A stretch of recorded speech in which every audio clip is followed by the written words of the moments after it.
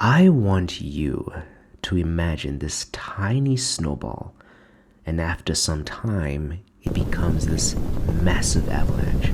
Well, that only scratches the surface of compound interest. Now, I know that compound interest sounds like a bit of a financial buzzword, but today we're going to strip away the theory and dive into the real world data-driven scenario of this whole thing. And to do this, I'll be telling the story of Tom and Jerry, two investors that decided to make very different financial choices. Maybe a bit of context before we get started. So we'll be making use of an investment method called dollar cost averaging. And what this basically means is regularly buying a fixed dollar amount of a specific investment regardless of the price. So in other words, if I invest $100 today, I can do that again next month and the following month, and I do this every month for the foreseeable future.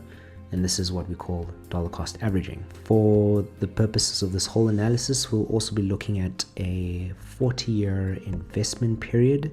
All right. That is going to be for the bulk of the investments, where one of them will be a 30-year period because we're going to start this one 10 years later. The first investment scenario we'll be looking at is where Tom invests a lump sum right at the beginning of $10,000 and does not invest anything again for the rest of the 40-year period, whereas Jerry invests $100 every month for this whole 40-year period. The second investment scenario we'll be looking at is where, again, Jerry does $100, a dollar cost averaging method, every month for 40 years, whereas Tom waits 10 years, so starts in year 10, but invests double, so $200 dollar cost averaging every month for the rest of the 30 years. The third scenario is where Tom does dollar cost averaging of $100 per month, and this is at a 10% rate for the next 40 years. Jerry does the same, but at a 12% rate.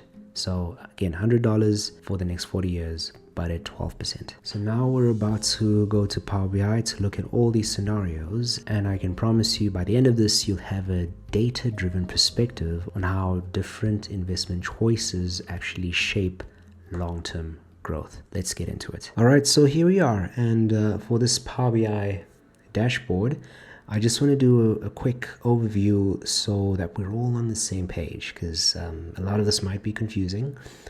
Okay, so you'll see the heading says Tom versus Jerry, right? Various investment scenarios, and you'll see the different blocks here: Tom's block, Jerry's block, Jerry's block, Tom's block. Okay, and then you'll see in brackets for each of the we call them chiclet slices, but basically you have capital only, interest only, and total growth. So literally that's just the capital only is only what you put in, just without the interest. So that sort of monthly contribution, and then interest is only the interest without that monthly contribution, and then total growth is both combined. Okay, and then just touching on Tom over here, this is his lump sum of $10,000. That's over 40 years at 10% growth. So the lump sum means only at the beginning, right? And that is even why it's just a straight line, no further contributions, only at the beginning, and then that just grows for 40 years at 10%. Maybe say, for example, versus this here, where this goes up because we are contributing monthly. Okay, now that we're here already, Jerry's dollar cost averaging method of $100 over 40 years at 10%. That's what that means. This is, again, Jerry's dollar cost averaging of $100, but this time at 12% over the 40 years. And then we have Tom's $200, but he starts 10 years later. So this is effectively 30 years at the 10%. So we're going to be doing different comparisons of these various scenarios. Okay. Starting off with Tom's lump sum and Jerry's dollar cost averaging method. And if I just click on Tom's lump sum of $10,000, and we have grown that to, what is that, $500,000? just about. Yep, 545. Half a mil, that's over 40 years. That's the lump sum right at the beginning without making consistent contributions to this. Then let's compare that to $100 consistently. So we're not increasing for inflation or anything like that. This is just a fixed $100 over the 40 years. And if we compare those two, so Tom versus Jerry, all right, we will see that actually that $100 plays a big role, where it seems that, what is that, call that the 18th year mark, maybe? Yeah, that's where the $100 contributions overtakes the 10K lump sum, and that eventually starts to grow on, so that we got that to 640 over the 40 years. So we'll see that. Very interesting that $100 every month is more effective than 10K over the 40 years. Okay, that's the first scenario. Let's now look at Jerry's 12%, okay, versus Tom's 10%, but maybe a bit more information here.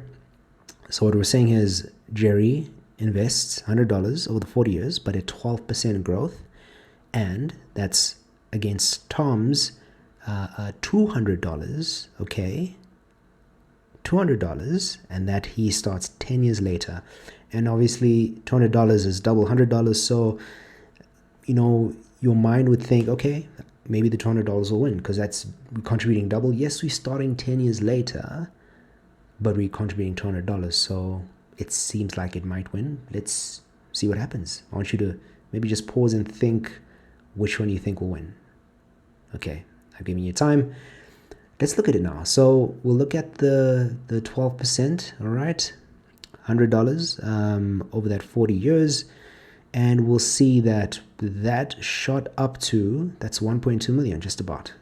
Okay, that is the 12% growth compared to Jerry's $200 starting 10 years later.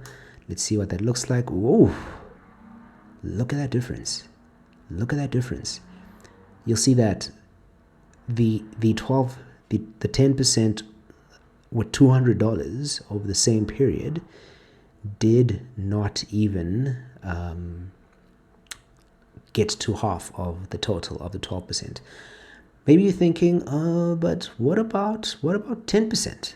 What if we compare apples with apples, both 10%, maybe starting, the one starts at the 0 year mark, the one starts at the 10 year mark, so 10 years later. Let's see what that looks like, okay? If I bring that in, ooh, okay.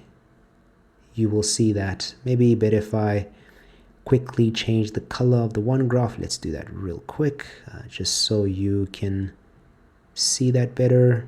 Okay, that is going to be over here. If I go to lines, I apply this to maybe the 10% growth one, and we change that color to something different. Let's say a yellow. Okay, now I can see the difference.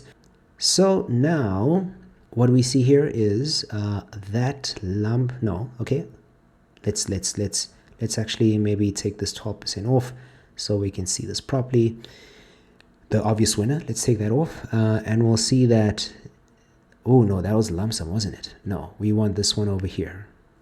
So if I take this away, we now have apples with apples. So $100 of the 40 years. This is $200, but 10 years later. And check who won. Check that, right? By quite some margin. And that just proves the power of time, the power of compounding. Right, those 10 years play a very big role in the bigger game. Okay, let's maybe take a look at the third scenario. So now the sort of scenario I want to look at now is interest versus capital. How big a role does the capital play, and how big a role does the interest play? So let's take our base, which is this one here, the $100 over 40-year period at 10%. If I click on the capital, okay, I will see that it contributed, what is that, 48K, okay? If I bring the interest in, That is astoundingly different, mind-blowing, where interest plays a role of 592K and the capital was 48K.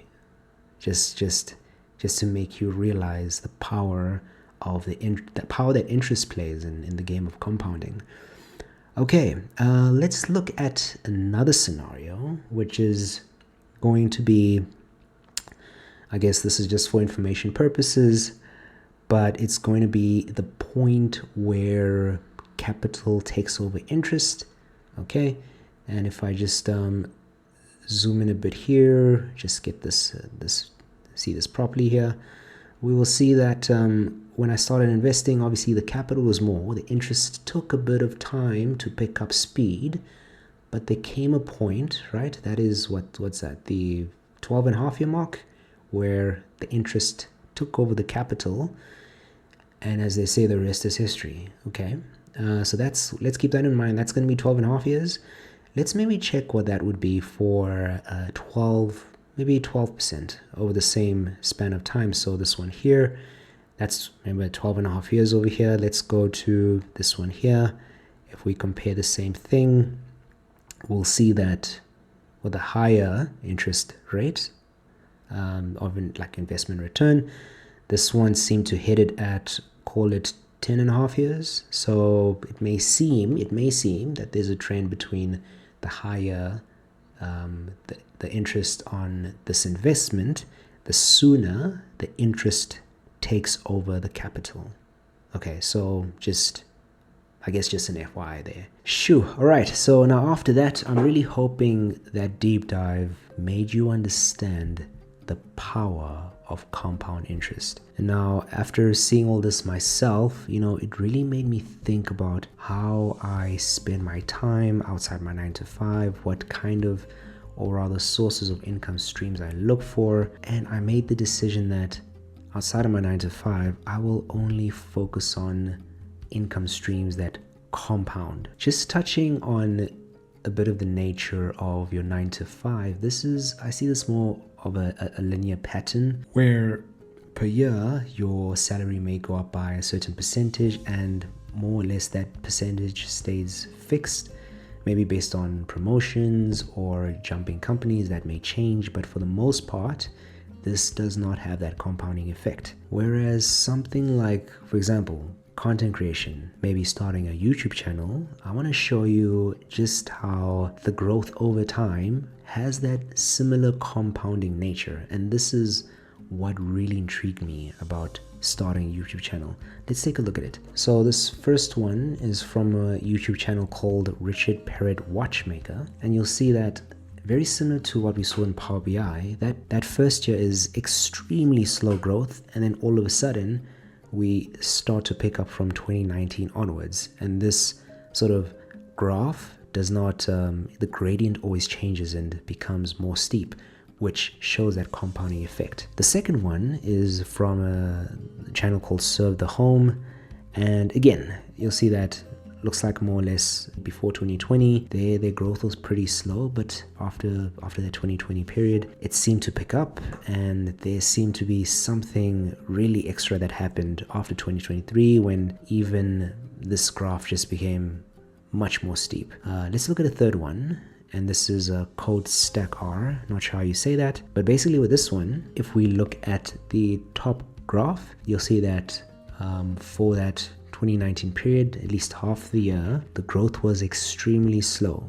And then after that, we picked up, and I'm sure where they are now is extremely high. You'll see that they were at 50K subs at the time.